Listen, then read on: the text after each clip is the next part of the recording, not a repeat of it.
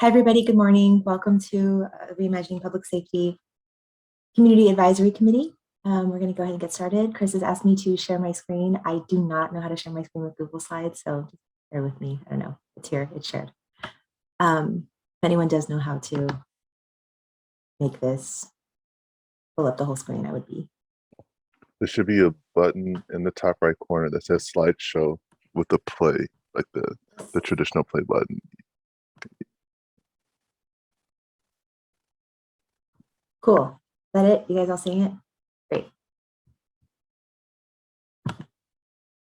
Okay. Thank you so much, Chris. I will call this meeting to order. We are here to engage in We are here to engage in a community-led process that we believe can lead to meaningful recommendations for reform and alternatives to policing in our community. Just a reminder that there is translation available using the function at the bottom of your screen. And if you speak English, please select your English interpretation now. If someone wants to say this in Spanish, I'd appreciate it.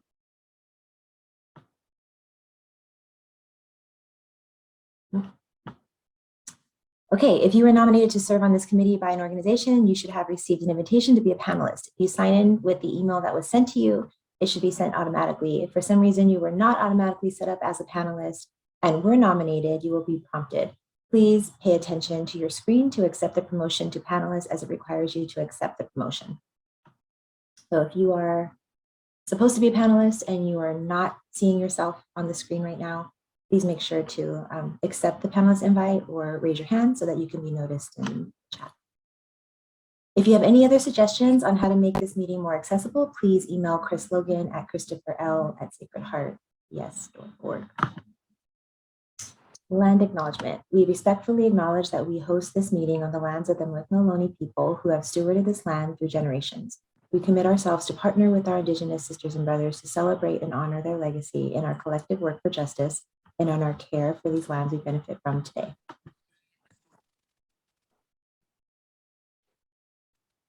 Cool. So we are going to now go into the lived experience part of our agenda. Oh, no, I'm sorry, this is tabled. Sorry, it says table right there. Okay, we are going to go into a presentation on the LGBTQIA community and public safety. And our first presenter is going to be Gabrielle from Philly DeFrank Center, and I'm going to turn it over to her. Gabrielle, did you have a presentation that you want to share? You're on mute.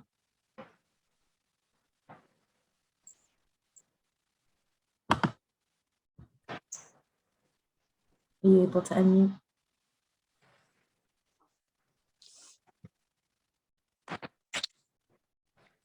Oh, maybe someone, Chris, can you prompt her? Oh, there we go. Gabrielle is one of our committee members and excited to hear her presentation today. Gabrielle, did you have a presentation that you wanted to share? Yeah, it's disabled my screen sharing ability. Let me stop sharing.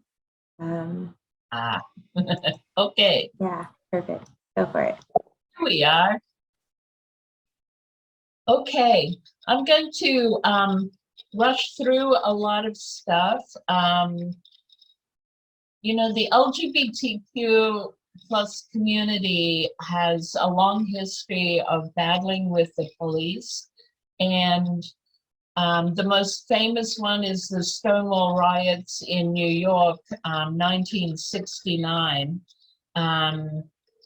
But there were constant raids on gay bars even before that.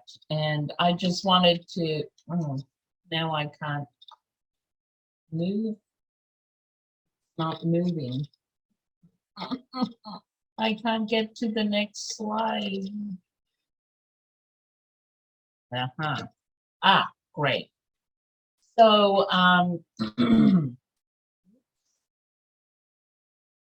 so a good example was a raid in 1959, and it was in a donut shop, throwing donuts at police. And it's really interesting how we all stereotype each other. So in Australia. So what happened is Stonewall, the riots in Stonewall, sparked a worldwide movement in the gay movement. But just like Rosa Parks refusing to sit in the back of the bus, it didn't happen in a vacuum. There was a lot of stuff leading up to it. However, in Australia, we did not respond to there's me in 1970 being a gay activist at 20. In Australia, what happened is we came out in the early 1970s, which sparked a national debate with the religious folks. And what happened was, so we debated all about the religious issues, and then we fought the Psychological Society and the Psychiatric Association changed those policies. And, just because these policies change doesn't mean that people's attitudes change, but at least we had some protection. And in Australia, what happened is we started having a street fair in 1978.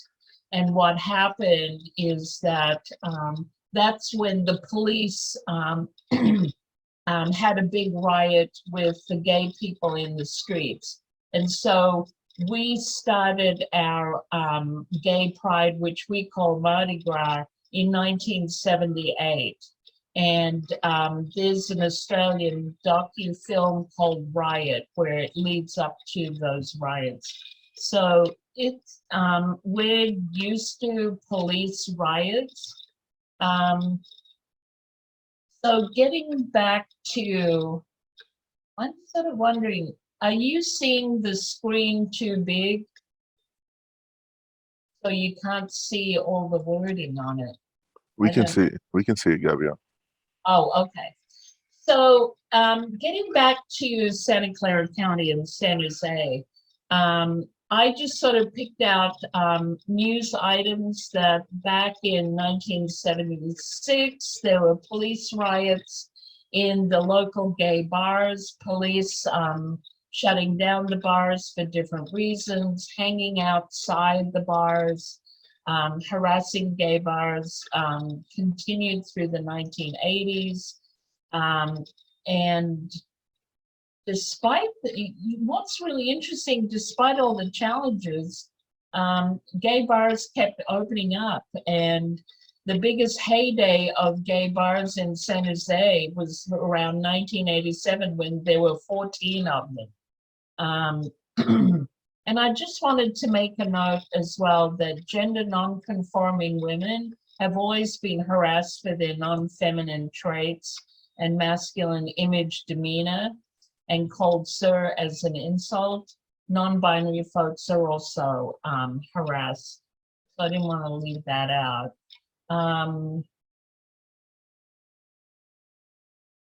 So in 1979, this seems like a long time ago, doesn't it? A city ordinance banning discrimination based on sexual orientation was challenged by a referendum. The vote in 1980 was placed on the ballot, and the religious right got involved, and the Anita Bryant Protect America's Children, Inc., who were, Anita Bryant was very anti-gay. They put a lot of money into that campaign locally. And as a result of the defeat of that, the community banded together and created the Billy DeFrank Center, which after 40 years is still standing today.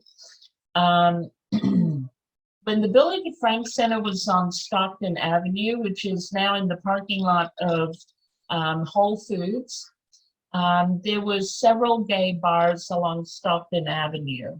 Bucks Bar Renegades, the 641 Club, and the Boot Rack down on Julian Street. And gay men would walk between the bars all night, some carrying their drinks. New police officers would constantly harass gay men around the bars. In the mid-1990s, we had a community forum at the Billy DeFrank Center, and I remember being at that. And the unfortunate thing was only the higher ups in the police department came to listen to our complaints. And out of that, some education of police officers happened. But the big disappointment was that the actual officers who were doing the harassing were not at the community forum. And I just want to say that that is often a theme in our community. I've got a Mercury News article from 1988 when high-tech gays, which met at the Billy DeFrank Center, was working with Chief Joseph McNamara, talking about harassment of gay people. And at the end of the article, and this is, like I said, a repeated theme, the chief obviously is educated and willing to connect with the gay community in a positive way, although he still has a contingent of officers who are biased against gay people. And that's part of, you know, like I said, a recurring theme. Something some people may or may not know about, there has often been the gay trans defense, panic defense, where basically, and this part I do want to read, is where the jury finds that a victim's sexual orientation or gender identity expression is to blame for the defendant's violent reaction, including murder. It is not a freestanding defense to criminal liability, but rather a legal tactic used to bolster other defenses. So quite often, people have gotten away with murdering a gay man or a trans woman especially because of this panic defense that happens in the court. And I have to say, this was banned. You know, there's been legal battles to ban the panic defense in state by state. And it was only finally banned in California in 2014. And that's not that long ago. And one of the most recognized cases was of the panic defense was Matthew Shepard, a 21-year-old student that was brutally murdered. Oh, yeah.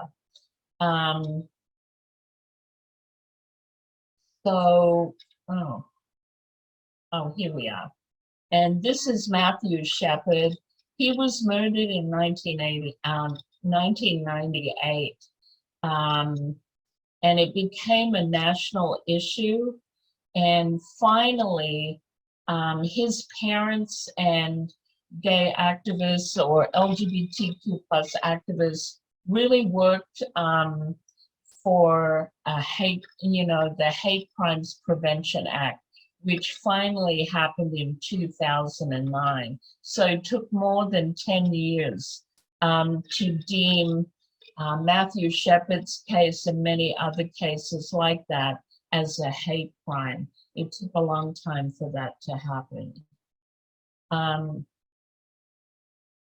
Then locally, before Chief Mather's time, the San Jose Police Department conducted a sting operation between 2014 and 15, where undercover decoy officer lured unsuspecting gay men in a park restroom that was a popular cruising area, and arrested them for lewd conduct.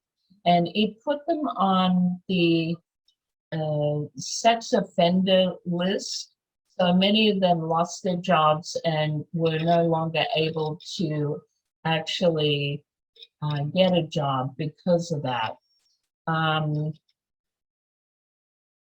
So as a result, let me see,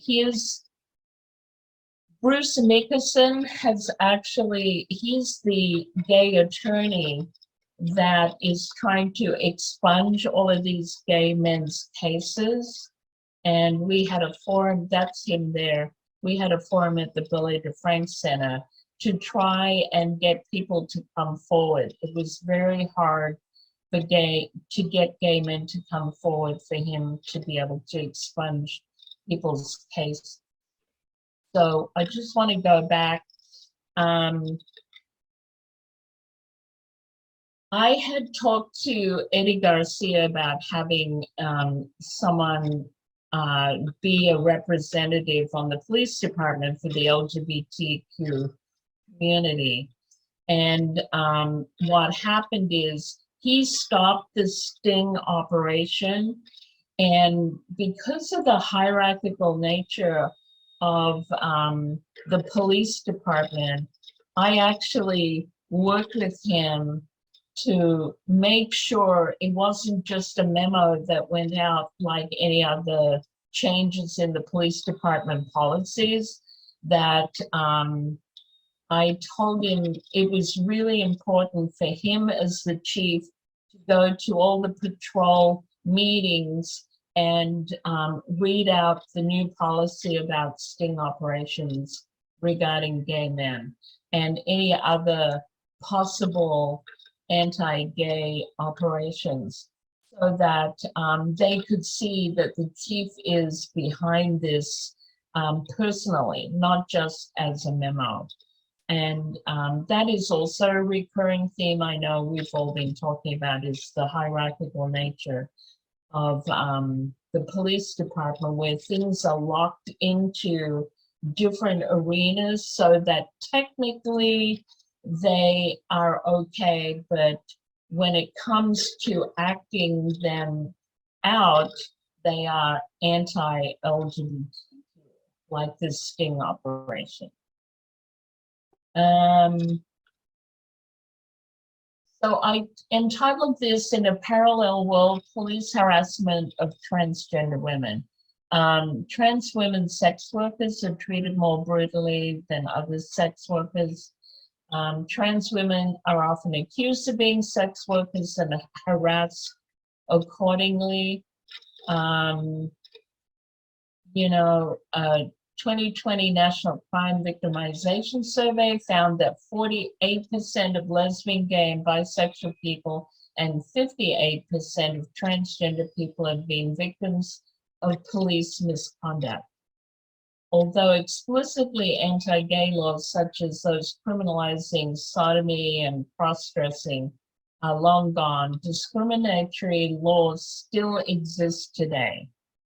And the recent one is Walking Wild Trans Law, aimed at stopping prostitution unfairly, targeting transgender women who were often presumed to be sex workers. And then trans women murders, mostly women of color, not taken seriously, mislabeled, cases not thoroughly investigated. And there's a Transgender Day of Remembrance every November 12th. And this is one of the displays that shows the murdered trans people just from last year, some of them locally. One of the things, so I'm going to go into recommendations. I tend to be practical. I like them to be doable and sustainable. One of my recommendations is that the San Jose Police Department queer officers work together with the newly formed LGBT employee resource group with San Jose City to have regular roundtable discussions on pertinent topics. That San Jose Police Department work more closely with the relatively new Office of Racial Equity to include LGBT plus as part of their mission and continue to develop institutionalized better ways to break down the LGBTQ plus bias in the police department. Continue to have an LGBTQ liaison, which does exist right now, and civilian LGBTQ plus advisory board, and have recruits from the academy come to the DeFrank Center to listen to a panel of speakers. And I want to say this is, you know, recruits at the DeFrank Center.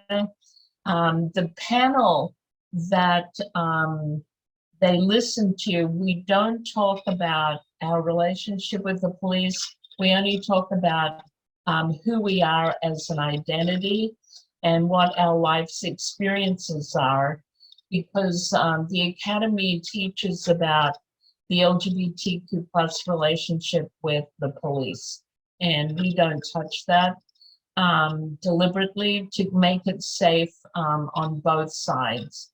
And and also we want people to have the experience of being inside an LGBTQ plus center. I'm also recommending that we have a special transgender task force to improve the treatment of transgender people in general and treat their cases with greater respect and thoroughness. Have special training regarding domestic violence cases in queer trans relationships, and resources available for better reporting outcomes, and form a sexual assault task force to train ally officers to help with better reporting outcomes. And I don't know if everyone knows, but to work on advocacy, having forced sodomy categorized as rape rather than sexual assault. Sexual assault is less of a sentence than rape, and so being sodomized is only seen as sexual assault and not as rape. And so I think there needs to be work done on that. And that's my presentation. I did that quickly. Thank you so much. You covered so much. Thank you, Gabrielle, very much for that in-depth presentation and for these really thoughtful recommendations to the committee. We're going to go to public comment, but after one more presentation, and we'll take public comment on both of these presentations. So do I stop sharing? Yeah, I think that would be great. Thank Yeah. you. We are next going to hear from Sarah Fernando, Senior Management Analyst at the Santa Clara County Office of LGBTQ Affairs at the Division of Equity and Social Justice. Hi, folks. Thank you so much for having me. Just to kind of get a thumbs up if you could hear me okay. Awesome. Thank you so much. And thank you for the opportunity for me to be able to share a little bit about anti-trans discrimination. My name is Sarah. I use she, her pronouns. I'm a Senior Management Analyst at the Office of LGBTQ Affairs Interim Manager, but I also want to include the other hats I wear. So I'm also a Board of Governor for the Human Rights Campaign, and I'm also the Chief Diversity Officer for Silicon Valley Pride. So with a lot of the work that I'm bringing into this space, I just want to make sure that you folks know that. A lot of the work that I'm presenting today is from other various hats that I wear within the community. But today we're going to talk a little bit about anti-trans discrimination. And I'm going to talk a little bit about some of the anti-trans discrimination that's been happening within the past few years. So in 2021, anti-transgender bills have increased, and last year alone in 2021, 184 anti-trans bills have been introduced, making it the highest year of anti-trans legislation ever reported. 13 bills in 2021 have been enacted, bills that include banning trans folks from participating in youth sports, bills that disallow trans folks getting gender affirming spirit, specifically transgender youth. And even last year alone, around 55 bills in Texas targeted transgender youth. So you see on this map right over here, Texas in the dark blue. Texas being one of the states that have the most anti-trans bills. But when we fast forward today, the outcome of such bills passing is stuff that's rolling today. So last week, Governor Greg Abbott of Texas took unprecedented steps of directing Texas's Department of Family and Protective Services to consider best practice age-appropriate medically necessary gender-affirming care for transgender children as child abuse. Also happening in Florida, the Florida House also passed the Don't Say Gay or Trans bill that would make it illegal for teachers or students to talk about LGBTQ issues in schools. And when you think about, folks, especially youth, looking to schools to be able to be or live within their authenticity, that kind of having to cover who you are, or teachers not being able to teach about the LGBTQ community further marginalizes LGBTQ folks across the nation. Back in 2020, the Transgender Justice Initiative, something that was created by Human Rights Campaign, saw some of these statistics. So 62% of transgender people experienced discrimination in 2020. About a quarter of those folks endured significant psychological harm due to such discrimination. Around 50% of transgender people had experienced discrimination in public places. And around 66% of folks changed the way they dressed and changed their mannerisms to avoid discrimination. So having to cover not being out and loud out there, rather just choosing to navigate a space so as to avoid discrimination, harassment, bullying, or anything like that. Back in 2015, a nationwide survey was held for the trans community. And I wanted to specifically point out pieces of that survey, specifically on the Black trans experience. So around 61% of Black trans folks experienced mistreatment by law enforcement, compared to 58% of trans respondents. Around 53% of Black trans people were sexually assaulted in their lifetime, compared to 47% of trans respondents.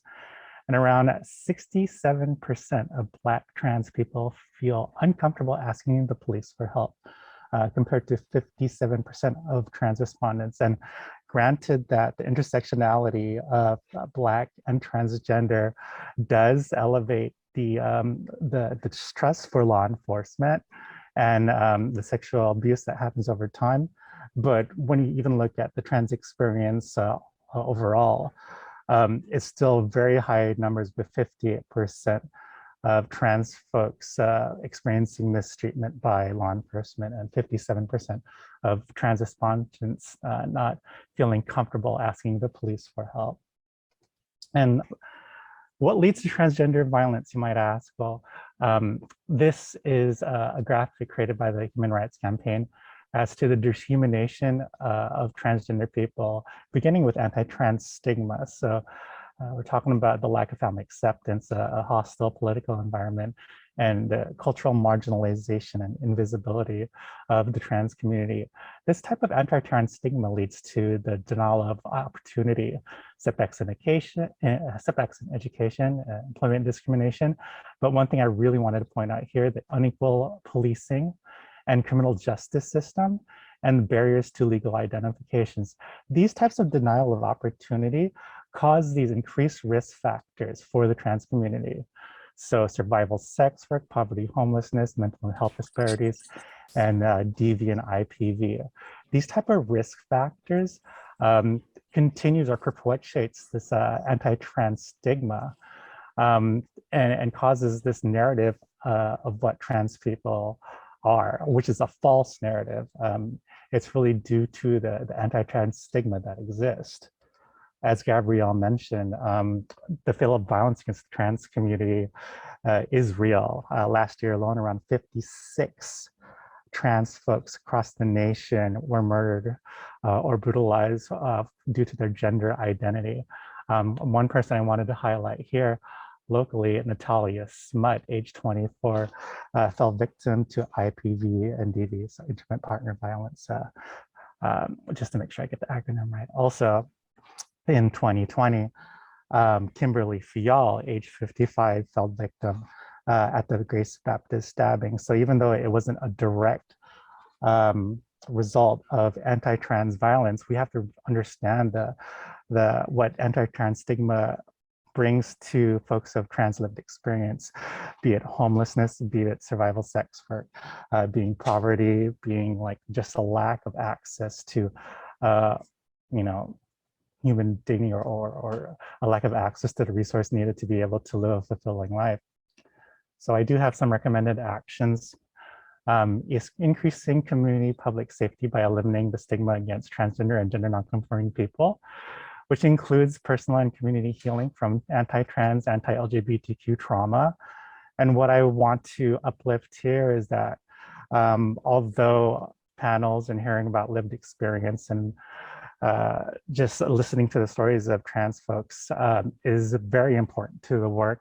What's equally important is also healing from anti-trans stigma and anti-LGBTQ trauma that exists within everybody. So we have to dismantle and interrogate why we live with this anti-gay, anti-trans, anti-LGBTQ bias and deal with that trauma and heal from it. Because it can't continue on until we acknowledge that kind of implicit bias exists. Number two, to support laws and policies that prohibit discrimination based on gender identity and expression and empowers transgender people. This is very, very basic. When we see laws and we look at policies, we want to ensure that trans people are included in the conversation.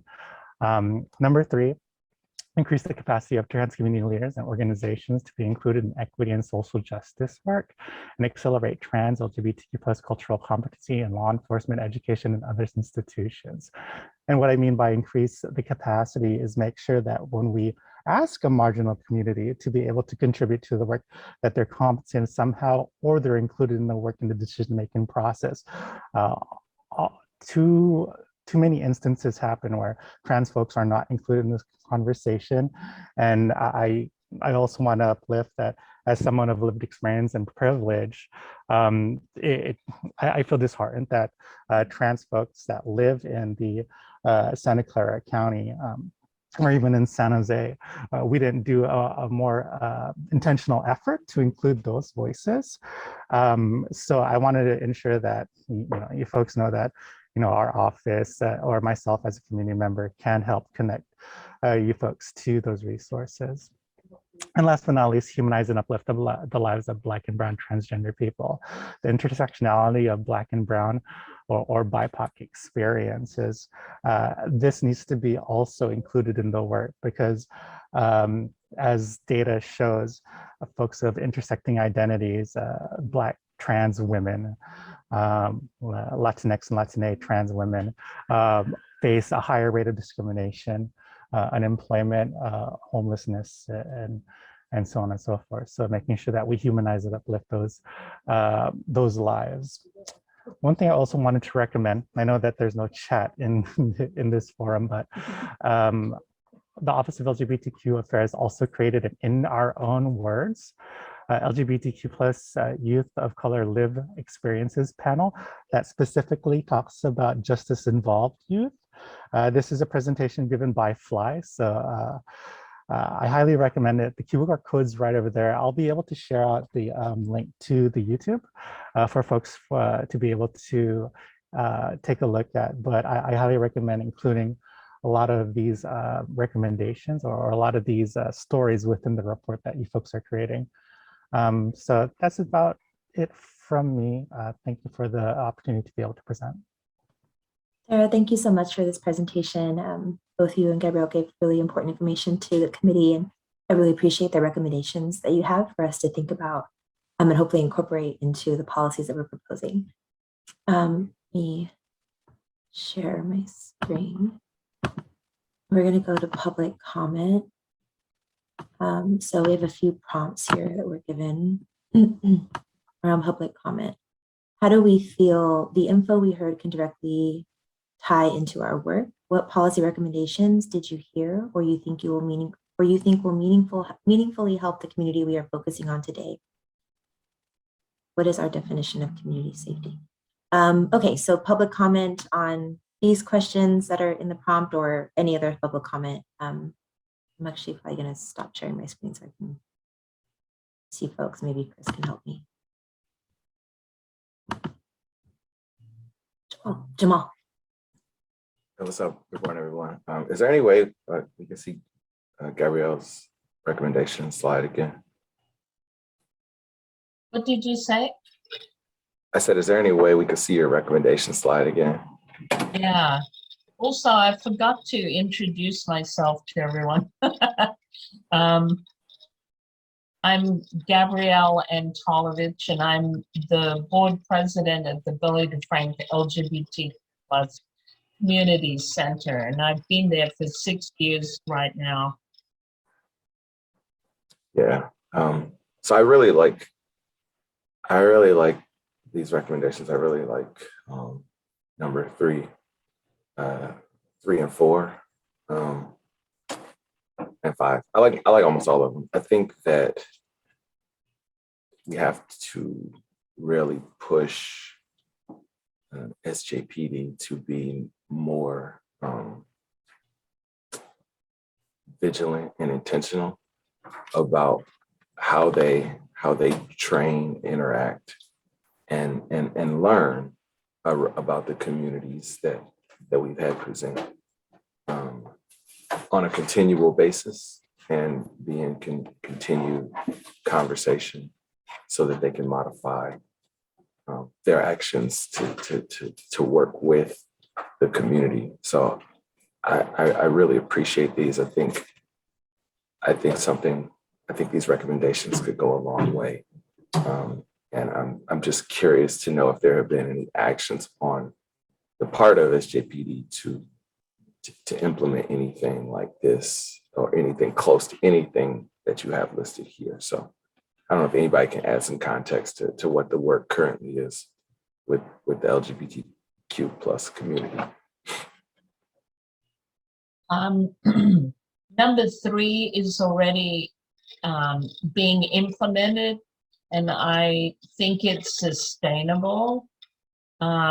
The Transgender Task Force recommendation, I don't think is in action, but one of the things, the Sexual Assault Task Force is already being implemented. And there's also a training, a 4-hour training for all officers on LGBTQ+ issues that is being implemented. And that means the whole department will have this training through the academy. That's being implemented right now. And as much as I believe in education, education doesn't always change people's minds. I think policies and accountability to following through on these policies helps a lot more than just education. You know, and changing the laws helps make a difference, and then being accountable to those laws. You know, there are many laws on the books that, you know, nobody gets, you know, nobody's accountable to if they break the law. So, you know, I think that has to be all built into, you know, not just the recommendations, but, you know, the changes that we all want to see happen. And I'm contacting state legislators about why is forced sodomy not recognized as rape, and what can we do about that? Okay, thank you. Sandra. Hi, good morning, Sandra Asher. I just actually wanted to ask a follow-up question to what Gabrielle said about the implementation of training. It seems that we have a number of areas where, as a community, we're seeing a gap in training or training not be effective. And I'm just wondering, how would we measure the success, right? If we're saying, well, we need better or different or new training in all of these various areas, how are we measuring whether or not that's successful and then pivoting to a different strategy if we're not seeing success?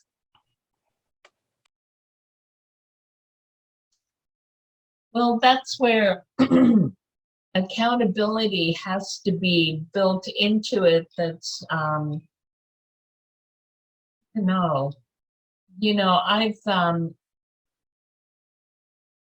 don't know how you measure changing people's minds, which then turns into changed action. And part of me feels we've got to start somewhere. And this is why, in terms of my recommendations that queer officers connect with the San Jose Employee Resource Group, and also the department worked with the Office of Racial Equity to institutionalize connecting with what the city already is developing and has, so that it becomes more normal to not have the police department as a separate entity that has its own way of dealing with things. And I think that we're not the only ones that have thought about this. We've got to crack the code of the police department being its own separate thing, that they are different, but they are human beings, and dealing with human beings is really an important aspect to any of the recommendations we make. They've got to be sustainable, no matter who's the chief, no matter who city council is, who the mayor is, all of that. It's got to be sustainable ways to open up people's attitudes to the LGBTQ plus and people of color communities. That, that's where I've been looking at sustainability. And I don't know how you measure it except by what changes happen in how people are treated. If it's okay, I just Absolutely. want to also add to that question.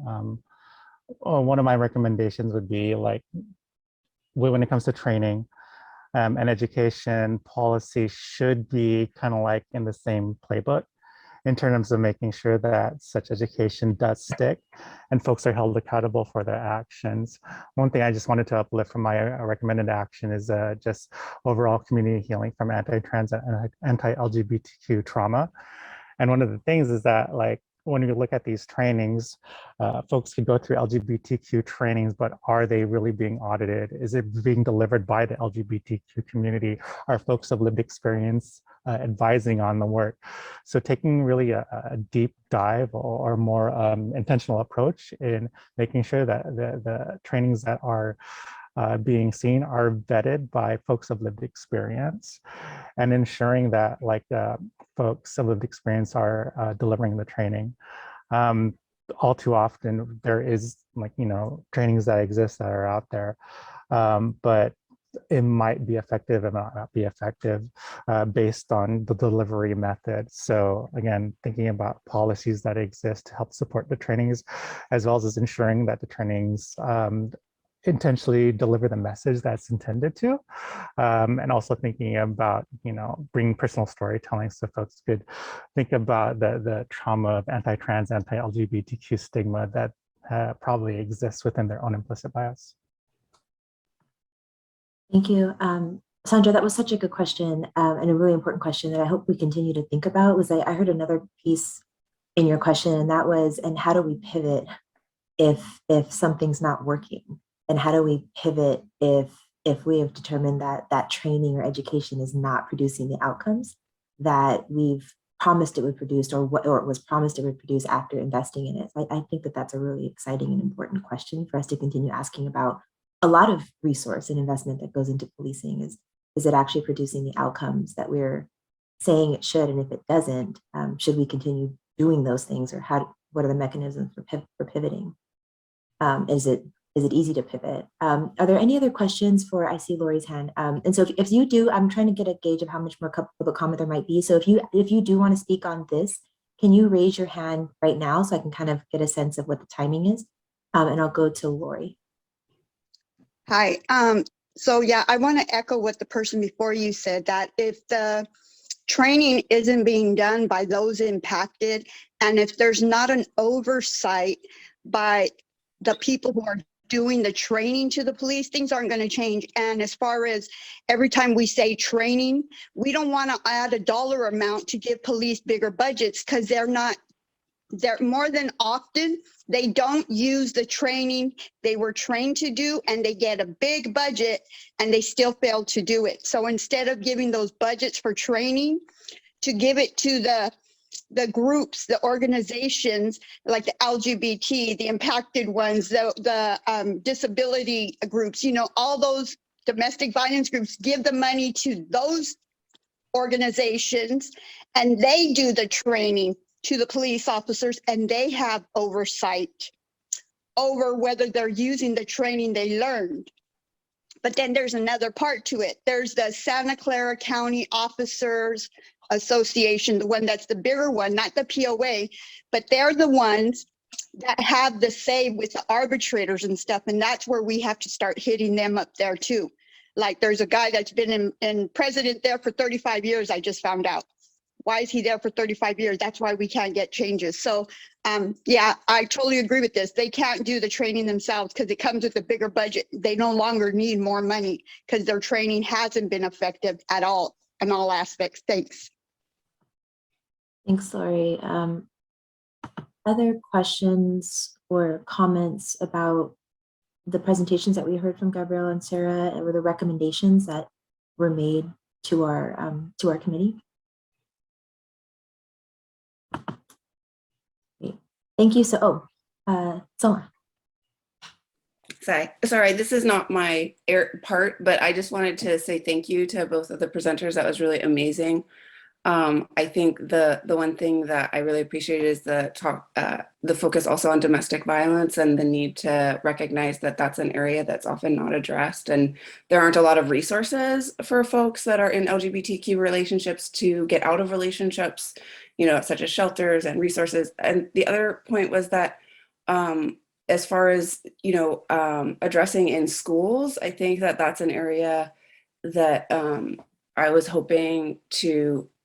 I know that that's a separate area, but I think that since we have SROs in schools, and that is an area that often gets overlooked, is that we're policing LGBTQ folks, particularly youth, without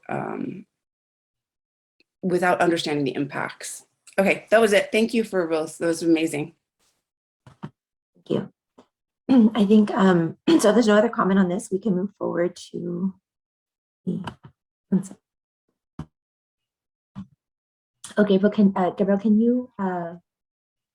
So Darcy, can I make one more comment? Yeah.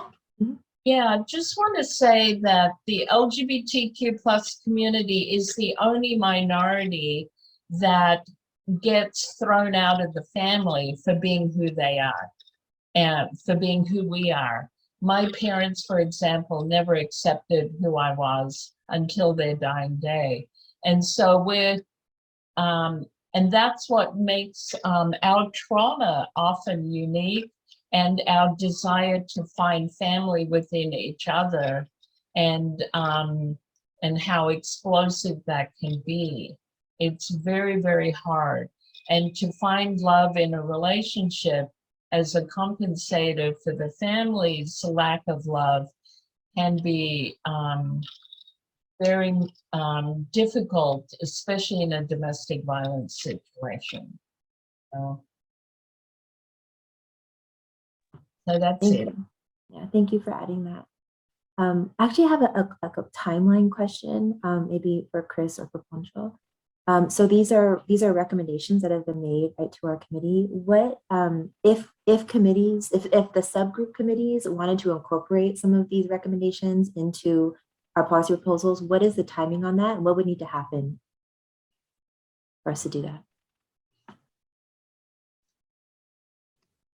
Obviously, there's still time. We haven't finished, doing our process to being able to come up with either new recommendations or be able to incorporate them into existing ones.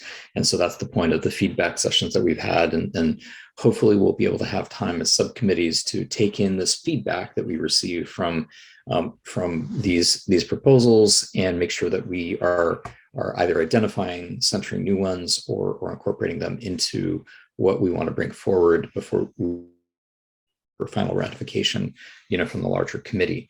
And so the only thing that we want to be mindful of is that if there are any of these that, for example, like Darcy, like you had, your committee already had a really effective kind of forum and feedback session for a number of proposals. We want to make sure that those are also vetted. If there are any that came up from today, from either this conversation or the people's budget conversation that's happening shortly, we would want to make sure that we incorporate, make sure that those are also publicly vetted and we have an opportunity for feedback. It could be at the final end, when we're making final presentations and voting, or it can be during in a subcommittee kind of forum. So just making sure that in one of these upcoming subcommittee public meetings that we're able to make sure that we're giving the public a chance to weigh in. Okay, thank you. Okay, Gabrielle, would you mind ending your screen share so that I can share the next slide? Oh yeah, sorry. Perfect. Thank you. No worries. Cool. Okay. So now we will hear a presentation from the Human Rights Institute on the People's Budget.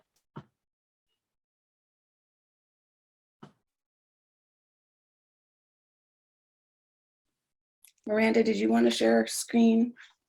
Yes, I will go ahead and do that. Give me a moment. Does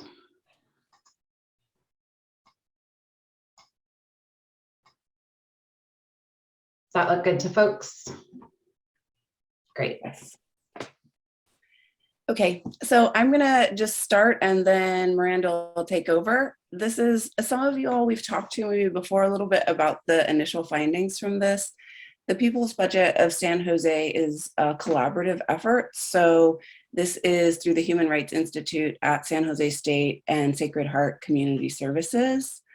Next slide. Or can I do, no, you want to do slides? Okay, go ahead. So I'm just going to give like a little bit of background, and then Miranda is going to show the fun part, which is the graphs. But we're not going to show you all of it. We're going to show you a little bit, and then if folks have other questions or want to talk to us, we're happy to meet with you. So it was developed from, like I said, HRI and Sacred Heart Community Services, particularly or specifically the Real Coalition and Rex.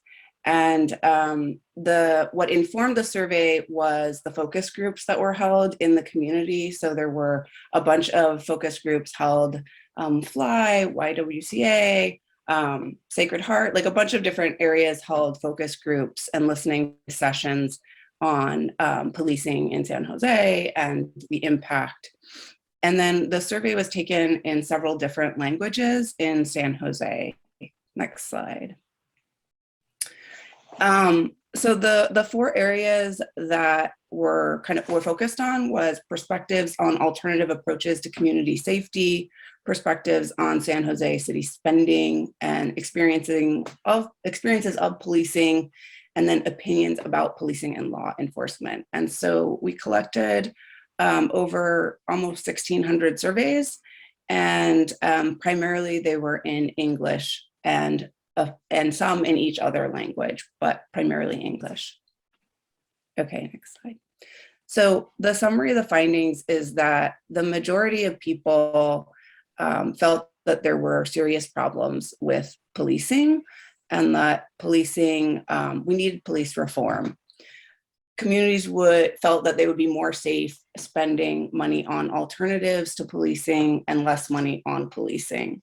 And that was across demographics, and that was across different groups. So that was interesting and not something that I expected to see, given the diversity of San Jose. Approximately 75% of people supported alternatives for policing, specifically mental health, like a mental health crisis unit, or some other type of mental health unit, traffic safety, school safety, and supporting the unhoused in different ways. Next slide. Majority of people wanted more spending on basic needs and community resources. And the majority of people did not want to spend more money on the police, which these were some things that were interesting and I didn't expect to see.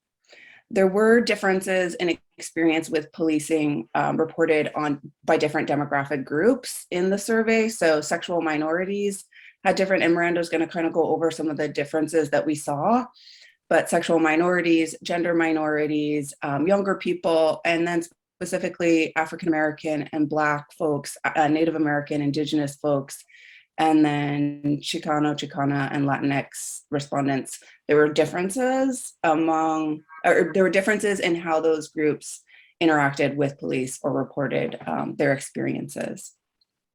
And then, do I have another slide? No, then you're gonna go, yay. Thanks, Soma. Sorry for taking the fun part. Yeah, and I wanted to thank Gabrielle and Sarah also, because I think your grounding of the conversation on LGBTQ experiences with police is very informative for interpretation of the data that we're going to be presenting today. So what I have are a bunch of graphs, and I'm sorry that we're going to have to go so fast that I'm not sure how much people will be able to get from this. And so I want to make a special offer that you can contact either me or Soma, and we can share these graphs with you so that you can take more time to look at them. We also are releasing a report of these findings in about 2 weeks' time, which means that we're actually hoping to get feedback here about what is most interesting to you, but also what remaining questions you have that our data may be able to speak to, so that we can make an effort to include those data in our report. That's the word. So I just want to share the graph first on perspectives on alternatives to policing initiatives. So as Soma said, there were 4 different initiatives, and you can see the lightest shaded bar is the support bar, and between 72 and 82% of the population support or strongly support each of these initiatives. And there were some very, very small demographic differences, but nothing, the level of support was very strong among all subgroups. It's just, kind of minor fluctuations.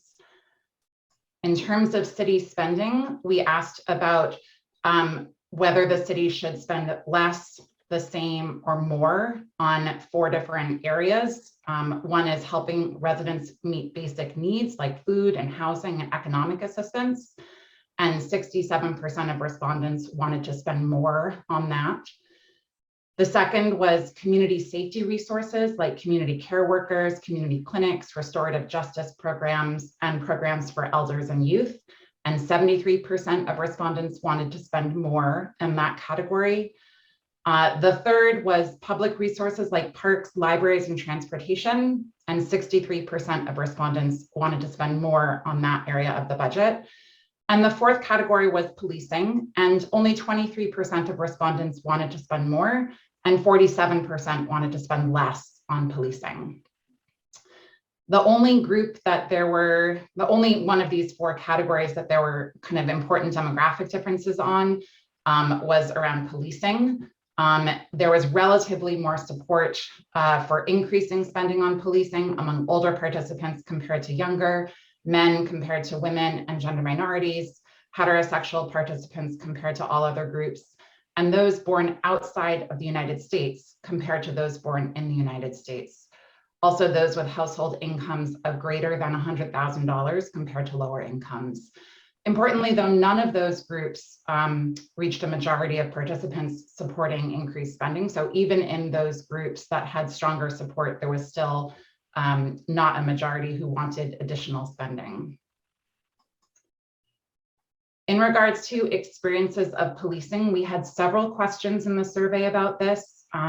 These 3 questions are patterned fairly similarly. So we focused on the question of safety when police are present. So the questions asked people to express agreement, be neutral, or disagree with these statements. I am safer when police are present. I hesitate to call the police for help. And when I need help from the police, they respond in a timely and appropriate manner.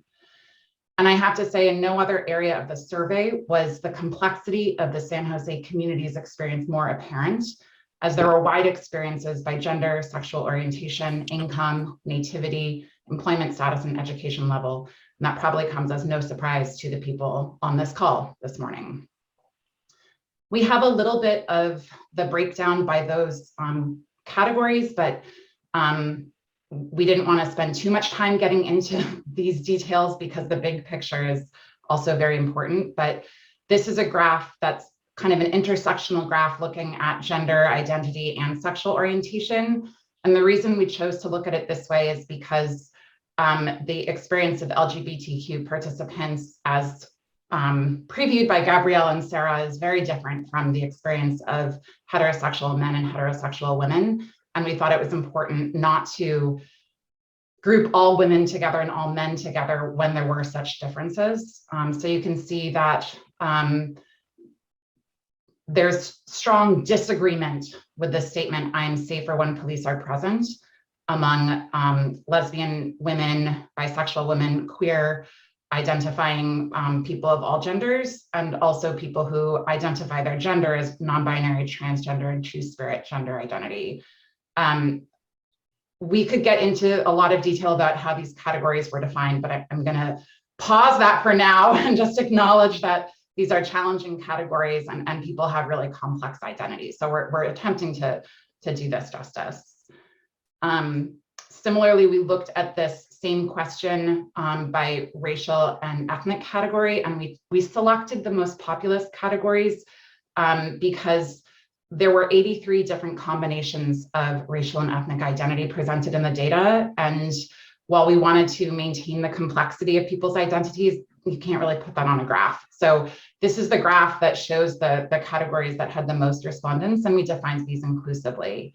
And as Soma indicated in the summary, Native American or Indigenous and African American and Black participants had the strongest disagreement with the statement that I am safer when police are present. And there was extensive variation in the other groups.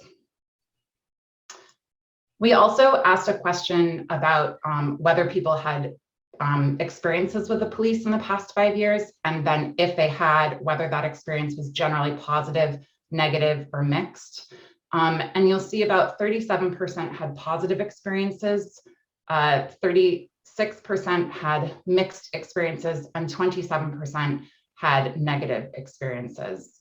We also have some sub-analyses of that question. And this is, again, by race and ethnic group, and again, selecting the groups that had like at least 10 people in the category. And you can see there is extensive variation.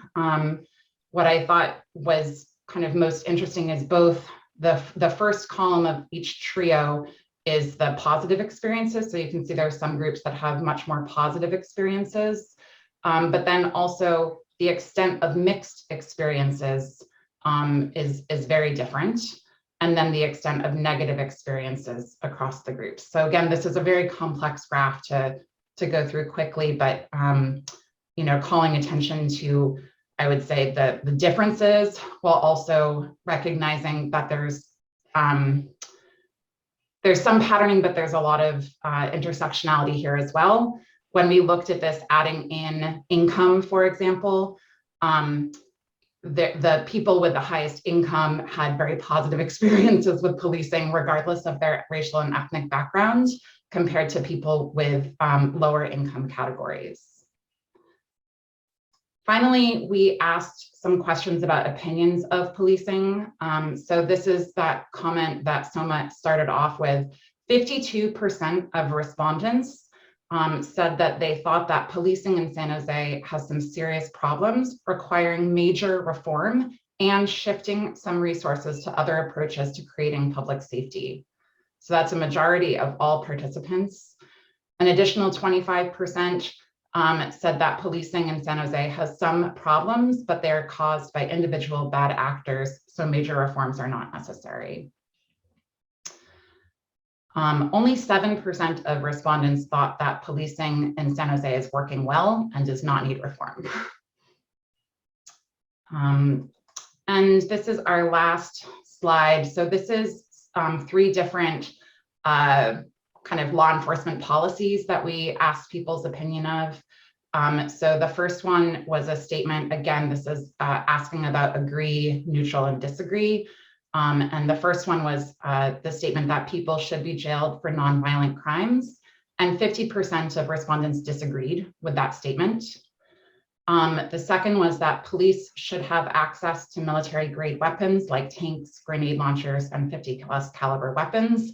And 74% of respondents disagreed with that statement.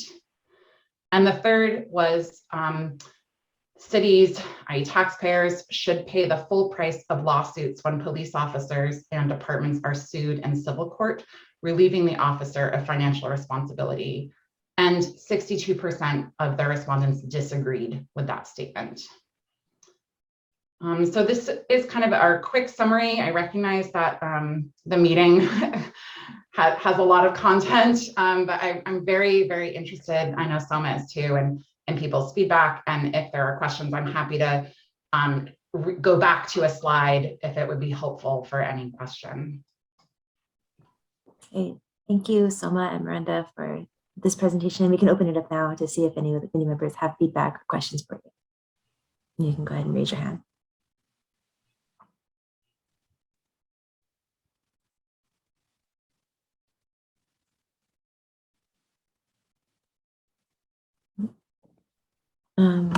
See if there's anybody. Oh, so it looks like we do have someone from public. I don't know how that works, but Mr. Blair Beekman has his hand up. Hi, can this be a time for public comment on the last item? Yes. Okay, great. Hi, Blair Beekman here. This was really nice to hear. It's nice that you're like talking with, you know, you're offering community meetings, and you know, good luck in the work and efforts of the people's budget.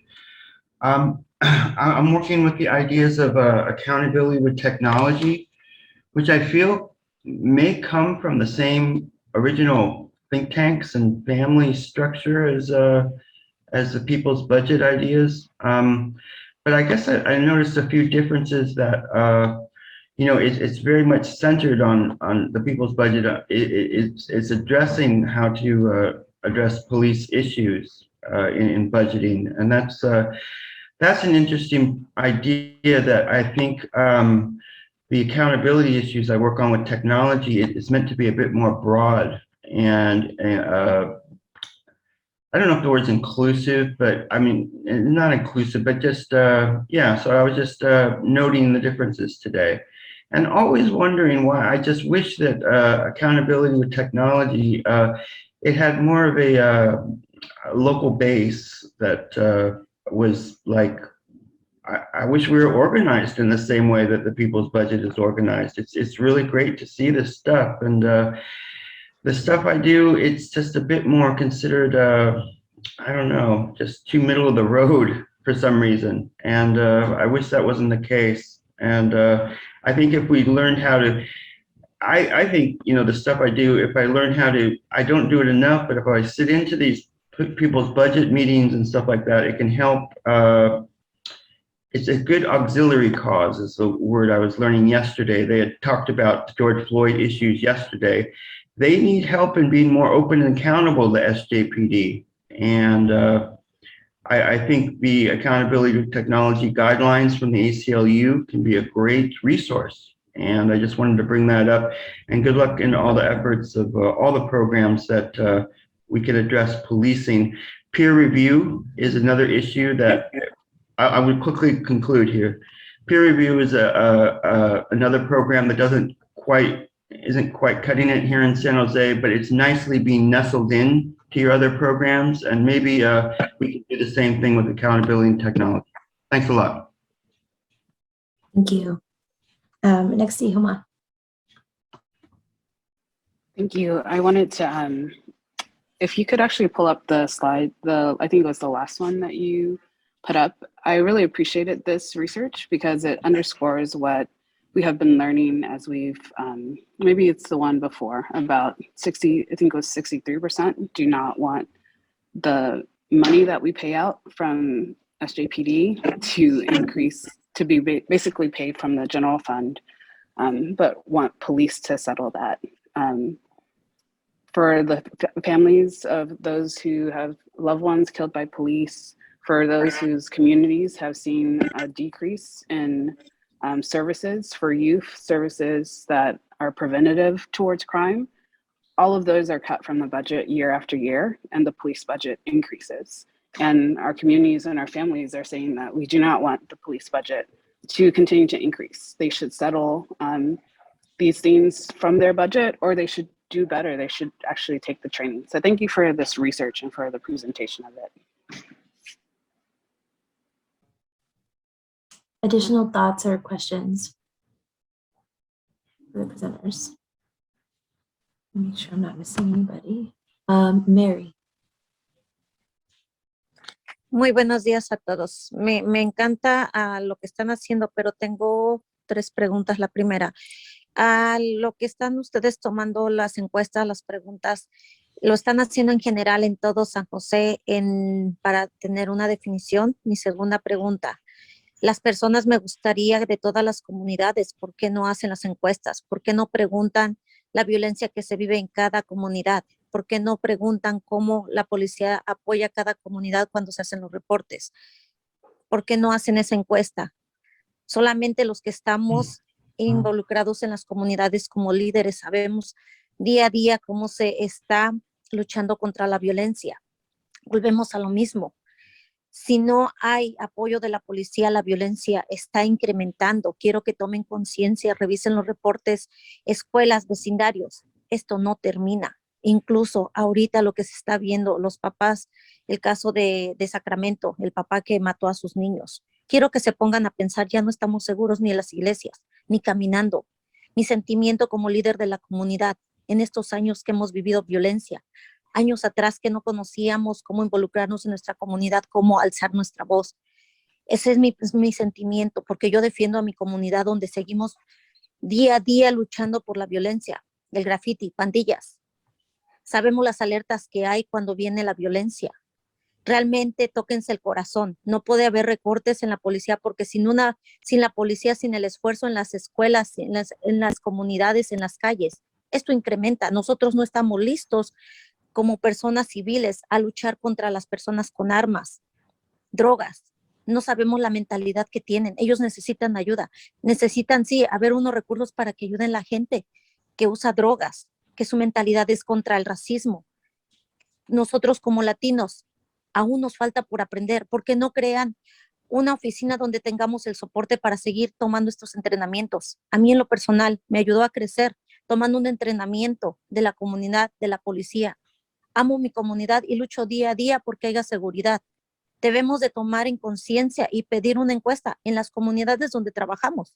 Y yo estoy lista para tomar una encuesta. Siempre he dicho, si uno no está unido como comunidad, esto no funciona. Y este es tiempo de alzar nuestra voz como latinos de todas las culturas, no importa el idioma. Porque algo que he aprendido, el idioma, si nosotros dejamos de hablarlo, nosotros no estamos expresando lo que sentimos en nuestro idioma. A veces es difícil hablarlo y que ustedes nos entiendan. No saben ustedes lo que hemos pasado, vivido en cada comunidad. Deberíamos de tomar esto en cuenta y yo estoy lista realmente para tomar una encuesta en mi comunidad y esto ustedes sabrían qué es lo que opina mi comunidad, qué es lo que luchamos, qué es lo que yo estoy en contra de que haya esos recortes. Este es mi sentimiento como líder comunitario. Thank you, Mary. Jamal, or actually, I also want to leave space in case Miranda and Soma, if you ever want to jump in on any of these, Yeah. just feel free to do that. And then after we'll go to Jamal. Thank you, Mary. I didn't realize there was a button that I could press English translation, and I speak Spanish some. The first question I think that I got was like, did you know, who was asked, like who got the survey, I think, and was this representative? Was that the first question? It's someone that had that on maybe?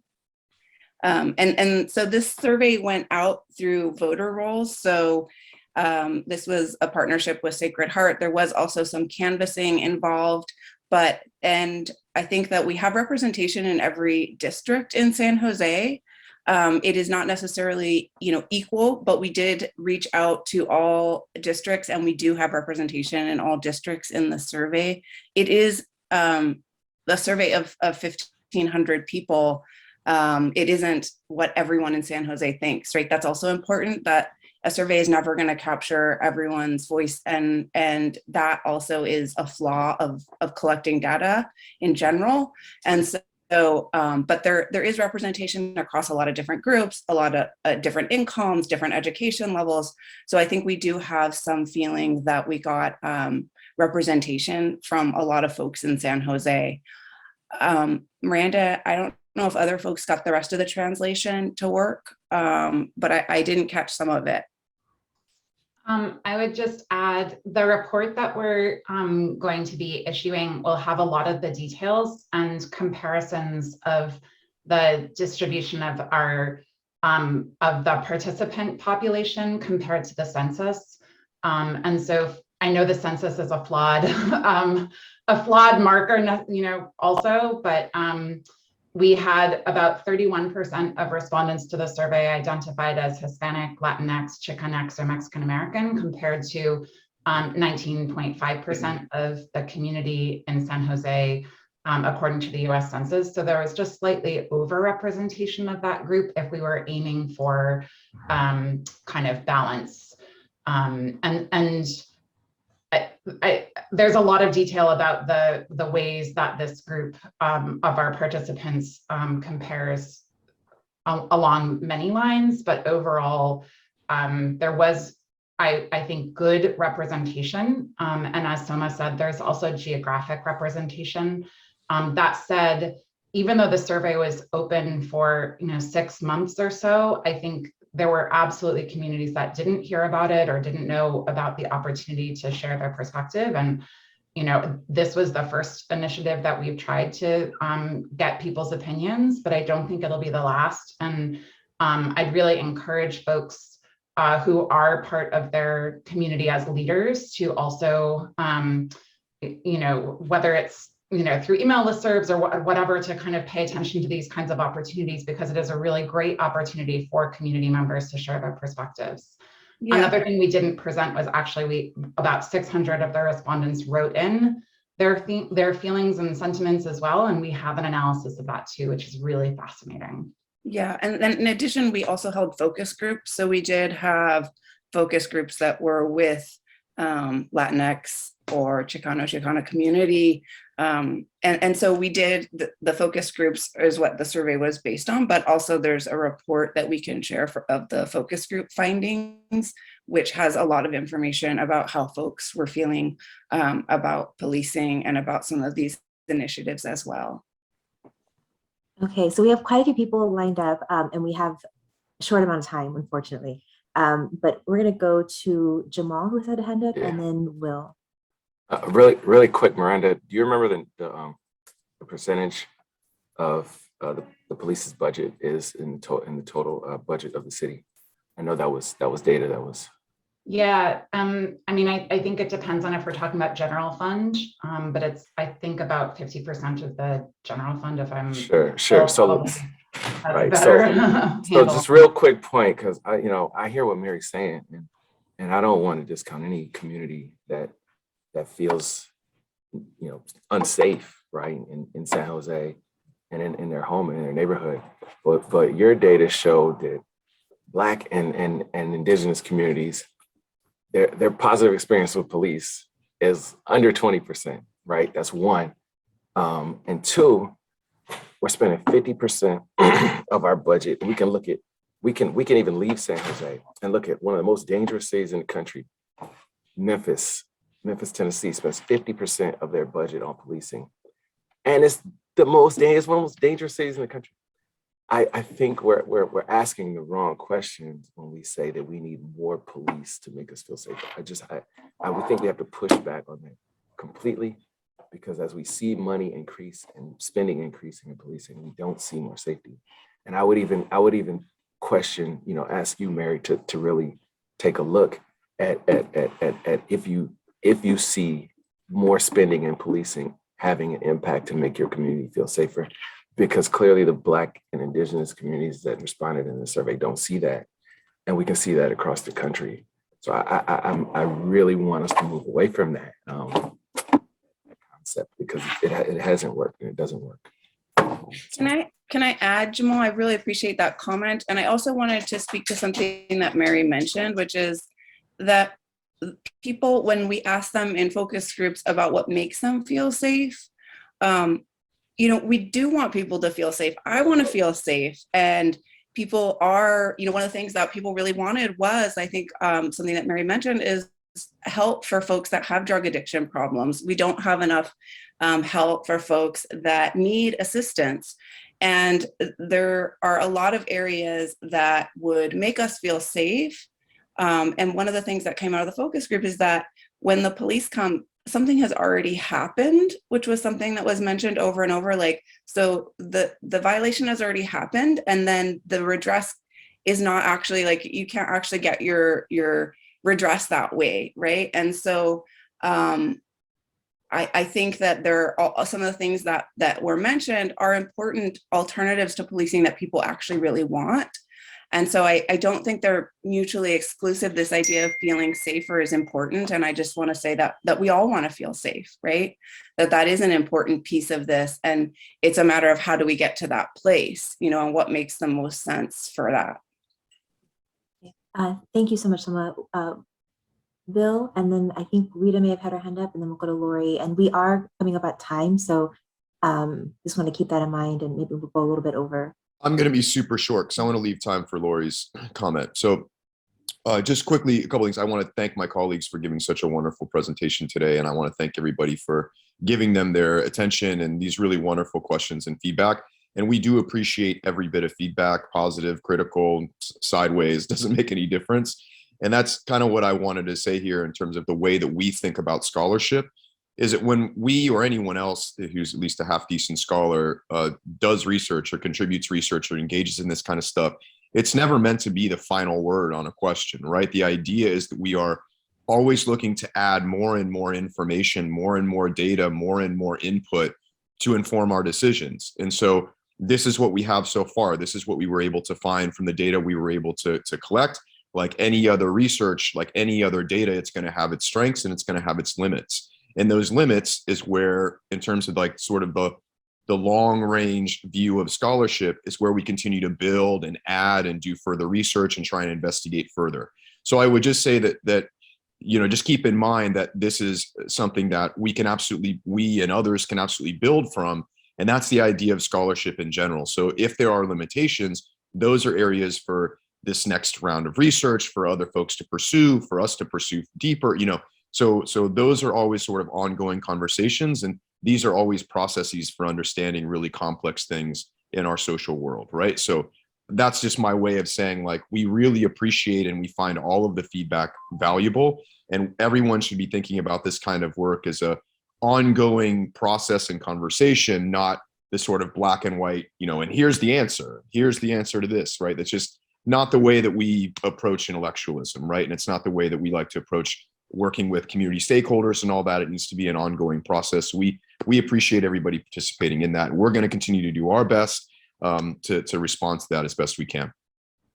Thank you so much. Well, I'll just say that just also want to thank you guys, because when we were going through our proposal process of developing our proposals, your team was so super helpful in helping us ground the proposals in the work and what's actually coming from the feedback we're hearing from the city. So I'm really excited to know that the proposals our committee has put forward do have grounding in the People's Budget Surveying. Lori. Hi, I want to say thanks to William, Soma, and Miranda for the work you're doing for this research. I was concerned about the Chicano, the Spanish-speaking community, because I know for a fact that a lot of the Spanish-speaking community will not speak because they're afraid of retaliation and them getting deported and stuff.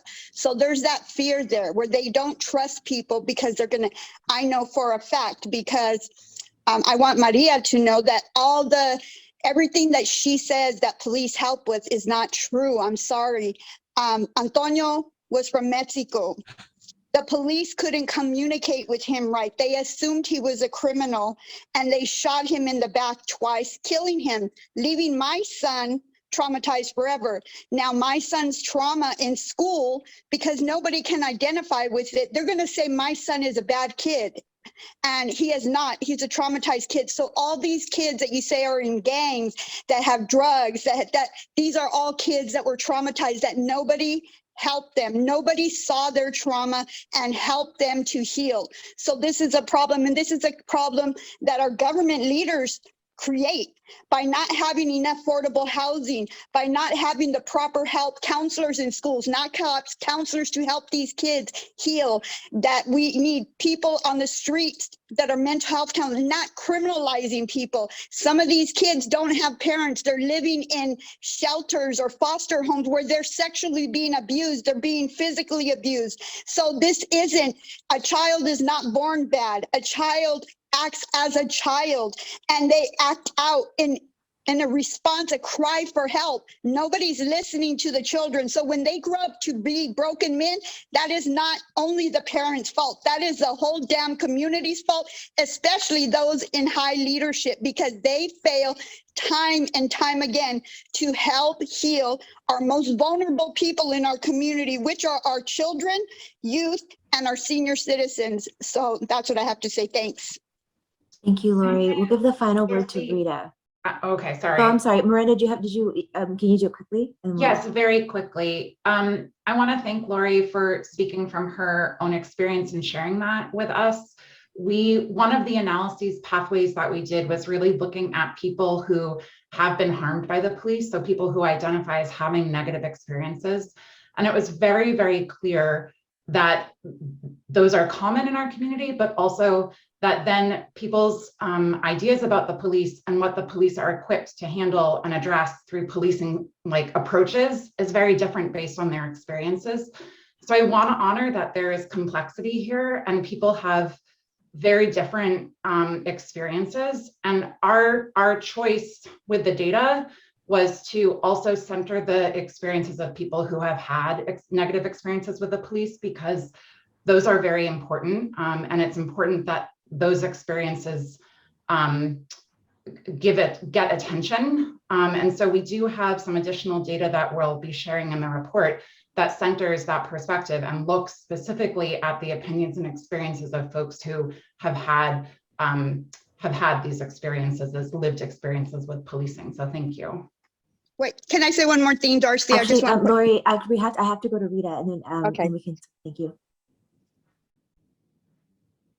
Rita.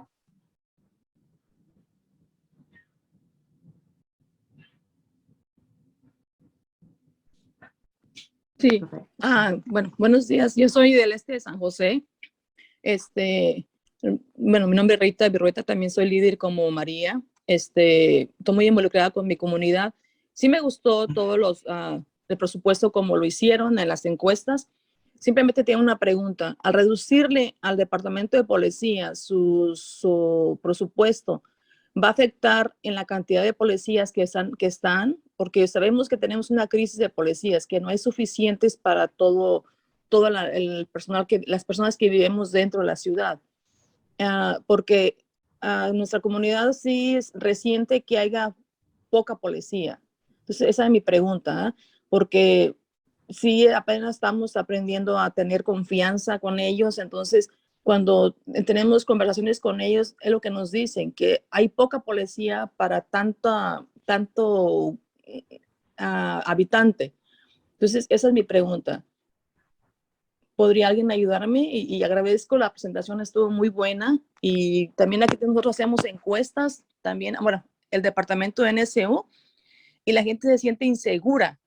No se siente segura a caminar por los parques, no se siente segura a andar de la noche en el bus y todo eso. Entonces, por eso quiero preguntar si va a reducir los policías que están ahora, porque al contrario, quisiéramos que hubiera más. Gracias. You mind if I jump in on this, Miranda? Super quickly, and then we probably Very move quickly. on. Just as a quick response, and I'll invite my colleagues to jump in quickly as well. So I just want to be clear, these kinds of questions are beyond our study. So our study asks people very plainly where they would like resources and where they would like those focuses to be, and they respond as they respond. We cannot draw a straight line between, I just want to point some things out, first of all. So reducing police budgets does not necessarily mean reduce police staffing. Those are all lots of internal decisions for police agencies to make. We are not even going to pretend that we know, all of their internal budgetary decisions along those lines. So what we are able to say, what we were able to present with our data is what people in the public view is their desire and their sort of vision looking forward. As to what the implications are to a cut of a police budget of X amount of dollars in terms of how that will affect their staffing, that's well beyond our study. And I'm not even going to pretend like I can tell you what those are. This is sort of the front end of that conversation where we're just sort of broaching that conversation with the public and saying, where and how would you like your resources spent? All of these sort of further questions about what that would mean, getting through the details on the other side. First of all, I want to avoid making assumptions that A means B. And I also want to avoid assumptions that somehow increasing the amount of policing or the number of police in our communities will address some of the problems that you articulate. That's also an assumption that we don't have any data to support. And the data that Jamal noted in terms of what we're seeing across the country when we look at police spending and outcomes also don't seem to support those assumptions either. So I want us to be very careful about the sort of built-in assumptions to some of the comments, but also remember that, there, like I said, there are limits to the study, and we only have the data that we have. Are we over time? I was going to just say. We are over time, yeah. Okay. Be quick, yeah. I was just going to thank Rita for her comment. I think that I actually appreciate what she said, and I appreciate the feedback. I think some people feel very safe in San Jose, and it is there is some correlation if we look at income and how much money people make and how fast the police get there and how they feel they're being served. So I'm also happy to have other conversations around this offline with folks that if they want to, and I don't want anyone to feel that that they're not being heard. Great. Thank you for this conversation, Human Rights Institute. Thank you for all this hard work and for being available for any members of our committee to continue to reach out to you with additional questions or needing additional support. This is really, really helpful to have this baseline understanding of the community. I see you, Mr. Beekman, but we have to move on to our next item. Sure. So really quick, we can go through our subcommittees. I'm trying to share my screen. Not going well for me. Okay, cool. Subcommittee reports. We can start with the Police Accountability and Reform Subcommittee. Anything to report?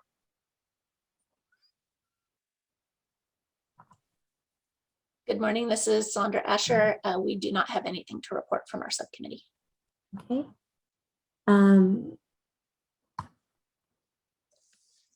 This Okay, so appoint Jewel Cannon to the Accountability and Reform Subcommittee slide. Is this a report? That's an old slide. Okay, got it. Okay, got it.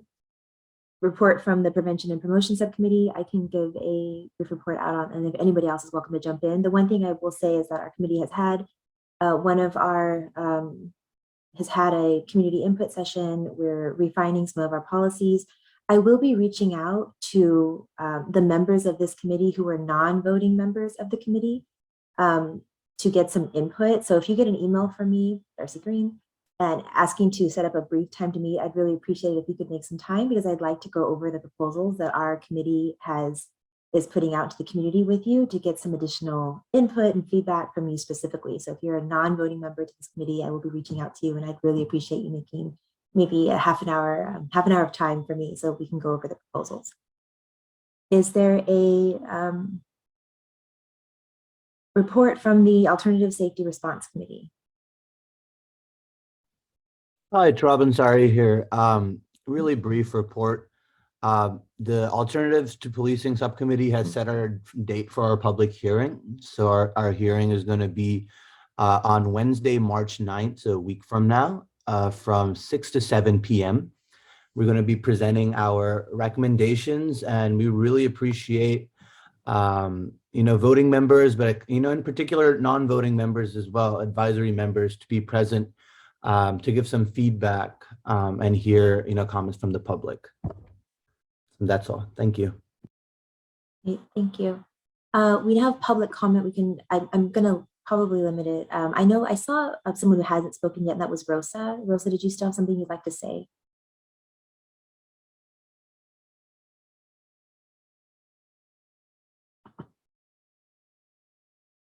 No?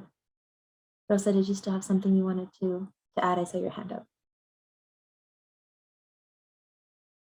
Okay, Lori, did you have your comment you wanted to make? I just wanted to, from the last time. So when Antonio was killed, there was a man who lived there. He's undocumented. He saw everything, and he told me he was sorry for what happened to Antonio. He didn't deserve that. And I asked him if he would make a statement about that. And he said, I'm very sorry, I can't make a statement. I don't have papers to work here, and I'm the sole supporter of my family. If they take me and deport me, my family's gonna be here and end up homeless. So I want to point that out. There's a lot of stuff that goes on that people don't know about. So I didn't push it. I understood, and I didn't, like go have him subpoenaed for his comment, nothing like that. But I want people to understand that the Latino undocumented community are afraid to even speak up against police because they're afraid of being deported. Thank you. Thank you, Lori. And we'll give our final public comment to Mr. B. I'm not going to put the timer up, but if you could keep it brief, I'd appreciate it. Sure. Is this public comment for just the subcommittee reports or final public comment? I'm just kind of putting them together so you can comment. Okay, great. Yeah, and open forum. Awesome. All right, I'll try to be quick. That's what I was going to try to do. I just wanted to thank you for the you're developing a guideline list for how to address the future of San Jose policing. I'm really interested in it, and I've like learned to make a few my own changes that I hope I can share with you in the future, and we can just talk about. And it's really enjoyable. I really like the idea that police have to identify themselves. That's nice to hear. I try to pass along your work to other city governments. I think it's really interesting stuff. And to quickly conclude, the work with accountability with technology, its purpose is through civil protections, better civil protections, everyday community can have more of a part in the future of technology in their community. And I think that's an awesome concept that also can help and works with police as well. It helps organize how police and government can work better. And it's up to us. We can define that. That's our purpose, is to define that for government. And so that's how I try to work with it. And sorry if I come off as too police sounding. There was a really important meeting on George Floyd yesterday, and I hope everyone was around it. It was a bit boring, but it's hopeful that we can help them and how we can. Thanks a lot for the meeting. Thank you. I think we can adjourn. I don't remember if we need a vote for that, if we can just adjourn. You can adjourn the meeting, Darcy. It's fine. Great. We're adjourned. Nice to see everybody. See you next week.